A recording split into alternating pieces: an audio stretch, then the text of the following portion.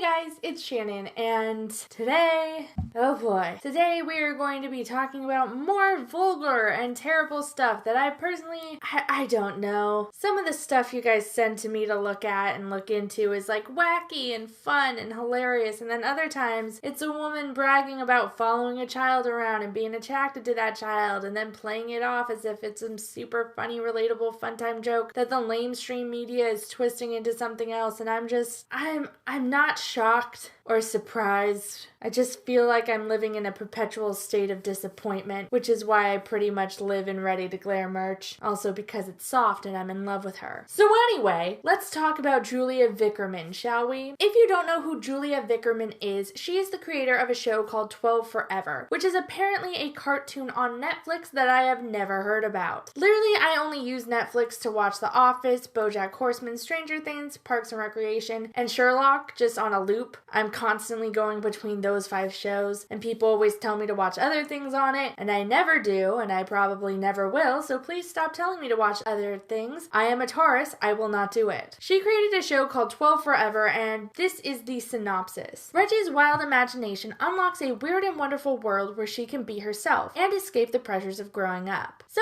you know, just generic, love yourself kind of TV show, and I mean, I love fun children's TV shows. They're kind of cool. The last wave of animated television shows have been amazing, and this show seems like it could definitely be a part of that. It could definitely step into the same role that like Adventure Time, regular show, Steven Universe kind of comes in. From what I'm seeing, having never seen the show and only looking at what I see on Netflix right now, it definitely has that vibe to it. I mean, the second episode is called Butt Witch Forever, so it's probably the shit. Get it? Because shit comes out of butts. I am not a funny person. Please unsubscribe to me. I haven't watched anything for it. I haven't heard anything about it. In Googling this, I found that Amy Sedaris and Noel Fielding are both in it. 2 people who I would die for, who do fantastic work. So that alone is really going for it. It's probably a great show. In researching this, I also found out that Julia has worked on other shows like Clarence, Radlands, and apparently was a part of the critically panned dumpster fire movie 43. So that's a little bit about her and her backstory and the story behind the show. She's just a woman working in animation, making shows that cater towards children and young people, and she's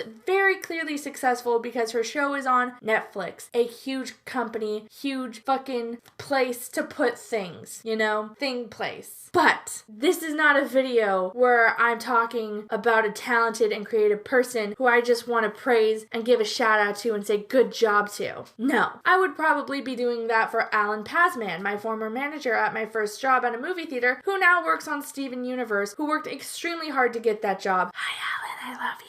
No, we are talking about Julia Vickerman because a month ago, the internet found a post she wrote on Tumblr about legitimately following around a person that she self-identifies as being 14 and lusting after that 14-year-old. That is not a joke. That is not an over-exaggeration. That is literally what she talks about doing in this post I'm about to read to you. A post that she has since said, oh, it's a total joke and totally not a real thing that happened, because when you write a detailed blog post about following a 14-year-old around, trying to take their photos when they weren't looking, stalking them and their mom, trying to find an excuse to go talk to them, that is just something that really cool, hip, trendy, up-and-coming comedians do. Like, maybe you guys haven't heard. Maybe we all missed the boat on that announcement, but like, that's just what comedy queens do here. So I decided we are going to read this post together, and we, as a class, as a unit, can see if this is really a fun and relatable thing to talk about, to post about. And yes, we are a class now. Call me Teach So Art. I am your teacher now. Do you feel scared? I do too. Nothing gets me more worked up than a bear affair, especially when there's overalls involved. Okay, so as a class, we're looking for the joke, and there's a joke. We found a joke. Maybe this is the joke that she's apologizing for not aging well. And I mean, that makes a lot of sense. I mean, she's talking about having sex with bears in overalls, and we all know that real bears wear shirts and no pants. Bears bears need maximum leg mobility for their sweet karate moves, and overalls simply are not accommodating to that. So I can see why she would want to apologize for that joke. And I forgive her. I forgive you for that, Julia. You're welcome. So there's a little carnival set up near Griffith Park right now, and apparently it's there every year, but I sure as shit didn't notice it until today. No one can stop me from going on questionably assembled rides that looks like Final Destination scenes ready to happen. Tony was hesitant to go on any rides because he values his life, or so he says. But once I had bought 10 tickets, who can really say no to a jarring bout on the Sizzler? Oh, but Tumblr. Guess who was in line to go on the Sizzler with us? This beautiful, and she wrote beautiful in bold, just so you guys know she means it. This beautiful, androgynous, long, black-haired, emo 14-year-old boy wearing tight black pants and a black t-shirt emblazoned with the name of some band that probably sucks, and his lip-injected fake red-haired mother who looks like a rock star. Ugh. Heaven, adopt me. Now, we're gonna take a little time out here. We've only just begun, but there's a lot of shit wrong with this. First things first, the way she's gushing about this guy before she, lets us know who he is, the way she's like, guess who was in line in front of me, the way she sets that up, I thought she was gonna say something like Kurt Cobain, or Albert Einstein, or another dead celebrity. Someone who would actually be shocking that they would be at this carnival in front of you, going on carnival rides. Not like a teenager at a carnival looking to have fun, because carnivals are really meant for children and teenagers. A better thing, in my opinion, to say would be, guess who was enjoying a carnival meant for young people? A young person. And also me. An adult who was staring at them and their mother. If this was a guy, mind you, this would be the grossest thing in the world. We wouldn't have this conversation. This would just be end, stop, no. Imagine a man going onto his Tumblr blog and talking about how he was behind this hot 14-year-old girl at a carnival and she was there with her dad and how he thought she was so beautiful, and then he went on to talk about how tight her clothing was. That shit just, that's a non-starter. That shit would not fly. So why is this any better? Is it because she has pink hair? That's fucked up. If that was it, it would still be fucked up. Let's be clear. And shitty. And I would still feel very weird about this person being in a profession that will make young people around this kid's age look up to her. I would feel very weird that she has a show called 12 Forever. I would feel very weird that she is around children. But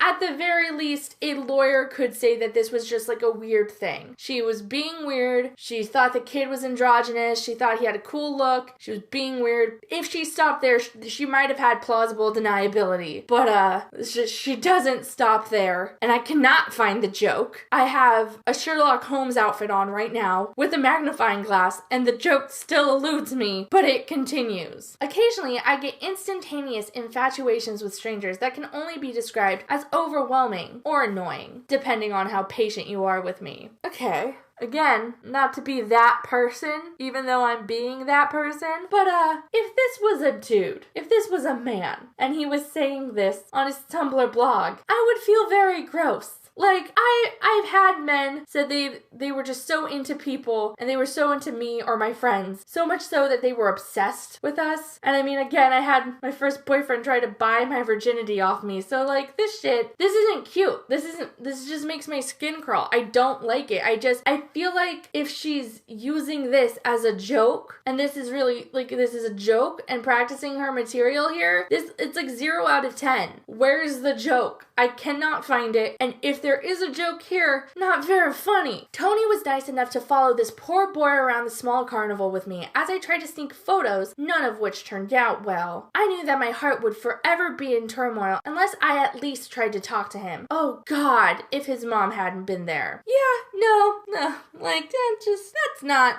what the fuck?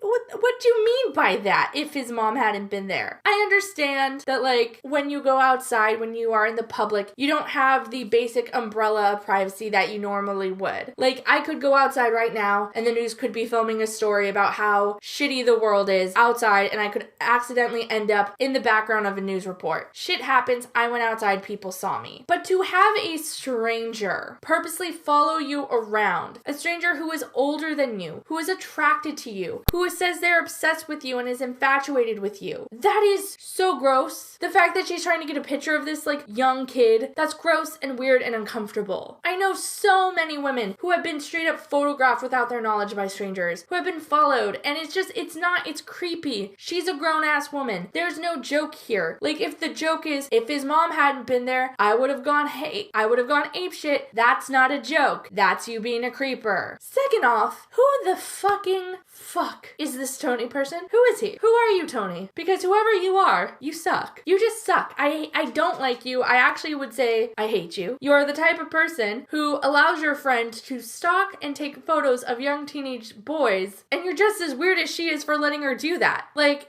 did you not grab your friend and be like, we're not following this child around? That's fucking weird. Maybe knock some sense into her that way. Just say, no, you just let her do it and you helped her? Okay. She then ends the post by talking about how she found a way to go up to this literal child and his mother and talk to them for a moment, and he smiled at her, and she describes him and like his smile and what he was eating and his eyebrows, all of that. And then she describes it as the best day of her life because she spoke to this young teenage boy who, like, he's barely into high school, guys. Barely. I remember, like, myself getting in high school. No. This is a grown woman. A grown, full-ass adult woman. Pictured here with these bears. And she's lusting after this guy, and she tags the post, #pedophile. I mean, she said it. I didn't. She did. She wrote a big lusting post after a young kid and labeled it that. So that's real fun. I love when adults put kids in vulnerable positions and follow them around at kids' carnivals and leer at them and try to take photos of them. I love when people do that and people manipulate people who can't consent. It's really great. It's so funny. It's so funny. What's even crazier than that, though, at least to me, in my modicum of crazy, is that this woman who actively works with Netflix, a legitimate company, on a legitimate television show, was confronted with the fact that she made this lengthy Tumblr post, this lengthy story. She spoke out about this experience she had with a young teen. When she was confronted with her words and her actions, and this was brought up to her, she had this to say: "To those still messaging me, I made a bunch of jokes a decade ago. I didn't mean to offend anyone. They were dumb and they didn't age well. I'm not the type of person I was 10 years ago, and I am sorry. Now, I have a lot of problems with that." Normally, I'm kind of against the whole drudging up someone's past to cancel them forever. People are capable of change. I have changed over the past 10 years. I mean, one thing, my voice is deeper and I have boobs now, so that's something. And from 2007 to like 2013, the internet was like crazy. It was full of people just tweeting and deleting terrible things, posting garbage, being awful. People literally were out here saying the worst possible shit they could to each other. And it was just like, that's just what the internet was for the first couple years of its existence. It was insane. It was the Wild West, honestly. So I'm usually against the whole drudging up someone's past because cultures have changed, people have changed, it doesn't make sense. However, I feel differently about this because this isn't an instance of someone like saying something edgy as a joke or like trying to be real shocking for a joke. Like, we read this post together as a class in our little classroom here. We sat down, we looked for the jokes, and all I saw was a grown woman bragging about lusting after a young guy and joking about how into this guy she was. Joking about how she's so weird and quirky for wanting to fuck a 14-year-old, and then tagging her damn self as a pedophile. In the words of Kimora Black, there was no JK though. I don't see the joke. I don't see it. And again, being this person, if this was done by a guy, I'm sorry, non-starter. Like, this is in-fucking-sane. And this person having a job that puts them in line to be around children the same age, no. It's creepy enough on its own that she felt the need to brag, literally brag, write an essay about stalking someone online and tag it that way. But the fact that she makes media that puts her in contact with young people, 10 out of 10, thinks she's gross, don't think this was a joke, thinks she really did that. And I'm I'm not about it at all. Gnarly. Okay. I think that's about all I can handle today, though. Thank you guys so much for watching this video and for supporting me. A lot of you are aware that I'm in a new living space. I'm kind of in an in-between zone right now because my husband and I were kicked out of our apartment. We are currently living in our friend's garage, which is why the audio sounds like this. If it's really echoey, I'm sorry. If you can hear me fidgeting, I'm actually under a blanket right now because it's like 50 degrees in here. There's no heat. It's a lot. So I appreciate all the kindness and the support and the patience you guys have been offering me. I cannot stress enough how much it has helped. I have gotten so many kind words from so many of you. Some of you have said you've kept me in your thoughts and your prayers. That means the world to me, and it's just thank you. We are currently trying to save up for a move and manage this ourselves, but I have opened up my commissions to help. So shoot over an email to creepshowcommissions@gmail.com if you are interested in that. I am trying to put together a commissions sheet right now, so more is on the way. I'm just really stressed out, so there's a lot happening in like me contacting various apartment places, so it's just a lot. Or if you wanted to get something a lot sooner, you could check out my Spooky Seasons merch. I just designed it. I designed it before everything went out to shit, and I really love it. I'm really, really proud of it, and I hope you guys like it too. Thank you guys so much for all the kindness. I hope you have a genuinely good day, and I will see you in my next video. Later!